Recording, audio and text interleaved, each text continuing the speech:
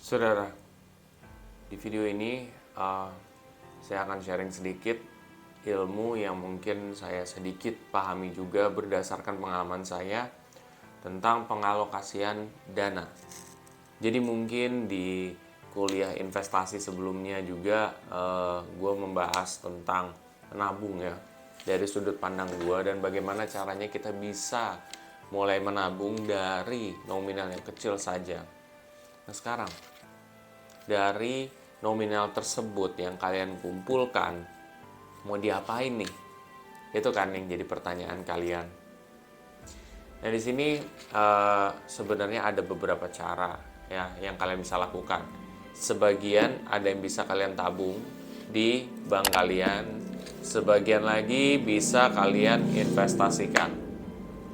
Nah sekarang di sini muncul pertanyaan baru.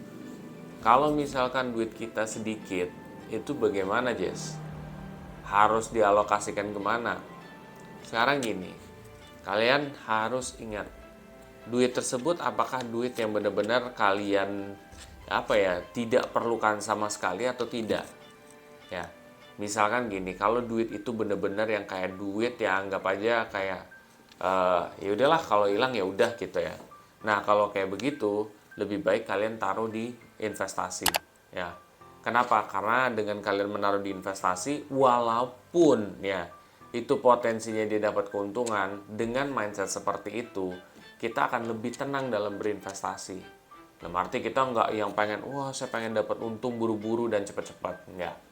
Tapi lebih santai.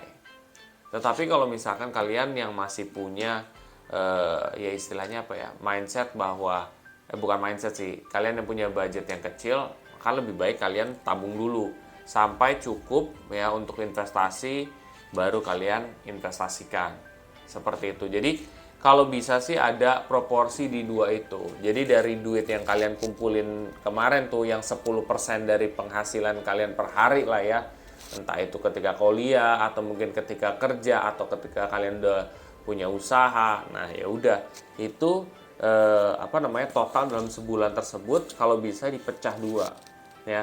Jadi 50% buat investasi, 50% lagi buat tabungan. Nah, tabungan ini bisa dijadikan ya dana darurat kalian lah, misalkan. Udah, stay fokus di situ aja. 50% dana darurat, 50% lagi buat investasi juga. Seperti itu. Jadi, itu dulu yang di video ini yang bakal kalian pelajari. Yaitu dari hal kecil kalian mau split kemana. Nanti mungkin di kuliah investasi pendek yang ada di Ramadan ini mungkin lebih membahas soal investasinya, terus nanti sama menabungnya. Mudah-mudahan edukasi singkat ini dapat membukakan kepala kalian ya, membukakan isi lah ya dari kepala kalian supaya oh ini begini loh simpelnya, bahwa setelah kita udah menabung ini uangnya dialokasikan ke dua tempat berdasarkan proporsinya segini loh, seperti itu. Oke, bila mana kamu semua rasa ya video kuliah investasi di bulan Ramadan ini cukup bermanfaat, kalian bisa share aja ke teman-teman kalian yang lain, dan kalian bisa komen kira-kira judul apa selanjutnya yang bakal pengen kalian bahas, supaya nanti mungkin bisa dapat ide juga gue di sini dan kalian bisa terjawab lah apa yang kalian pengen tanyakan itu. Oke semuanya, bila mana kamu suka dengan konten ini, kalian bisa subscribe, like, dan komen di video gue. Sampai jumpa di video gue selanjutnya. Terima kasih.